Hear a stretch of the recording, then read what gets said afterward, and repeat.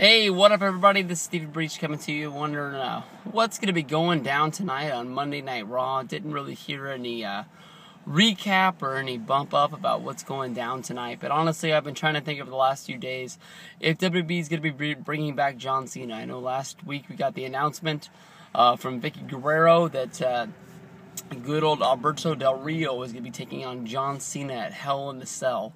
And I wonder if they're going to be hotshotting a return of John Cena coming back tonight. I know that he won't be in the ring, wrestling or anything like that. They'll probably save that off for the pay-per-view, make you pay for that big return, so you feel like you got something on the Hell in the Cell. Good old buddy, Click 30, Assault and Battery 777 put the video up, saying basically that they're pulling out all the stops to make sure that they can end their streak of pay-per-views that have sucked as of late, with Night of Champions and with Battleground doing horribly, with the return of John Cena, Shawn Michaels, basically using the Hell in the Cell as a prop to make you want to do it. Honestly, in my opinion, Hell in the Cell doesn't mean what it used to be.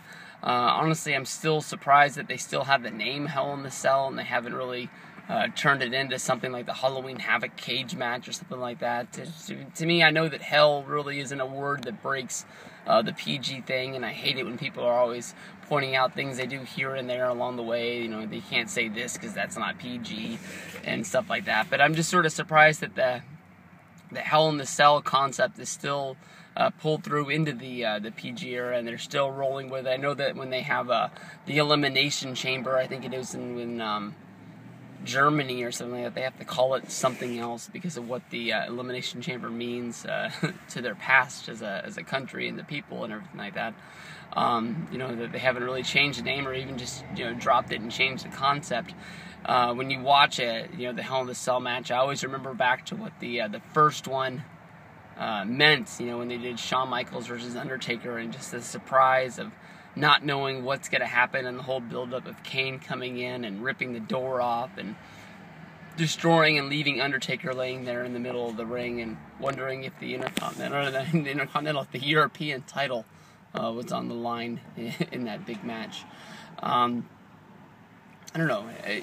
Would they waste the Cena return tonight? I know that it would be a big pop, and I don't even think it'd be a big moment. John Cena's had so many returns over the days, but honestly, if I'm in charge of everything that's going down, I would sort of use Cena as the mystery person, sort of have Alberto Del Rio sort of clinching onto that title, making sure that that he doesn't want to lose it, and just basically just hide John Cena. You don't want to give away a side of him. You don't even want to give a side of him, even wanting to fight in this match. Him squaring up against Del Rio. We know that the character of John Cena is a guy who's never going to back down from a fight. His whole basic meaning of his character is that he wants to be the champion, and he's the fighting champion. There's nobody, no matter how big or how bad or how, I guess you can even say how hot they are, not meaning like hotness dudes, but that's why he picked Daniel Bryan to face at SummerSlam when he had the chance of fighting anybody on the roster. Is because he's been, the true number one contender, beating everybody that they threw at him, from Ryback to Randy Orton and everybody along the way, to prove that he wasn't the weak link. But I don't know. I'm hoping that they don't use John Cena, but honestly, in my mind, I wouldn't be surprised at all if John Cena's music kicked off Monday Night Raw. And the one reason I really don't want to is just, by bringing John Cena back, you're proving that Daniel Bryan isn't your guy. And I do disagree with Ravi when he said that it wasn't the cool thing to do it anymore, to root for Daniel Bryan. Honestly, I believe that you pick one guy and you stick with him. And a lot of people pick Daniel Bryan because they loved him from Evolve and Dragon Gate and all the Ring of Honor and everything like that, following him through the Indies with PWG and everything like that. But honestly, that's why I've stuck with Swagger my whole time, is that I don't want to turn my back on guys. Sometimes guys just get to a certain point and you do have to dump them. But I think, the rise of Daniel Bryan's been a good rise, to see him win the Money in the Bank, the World Heavyweight Championship, now the WWE title. Now you have to follow him. There's going to be highs and lows that come along with that run, but it's been a fun one so far. I mean, he's made it a whole lot farther than I think he's going to. And by bringing John Cena back to be that #1 guy, it sort of shows you that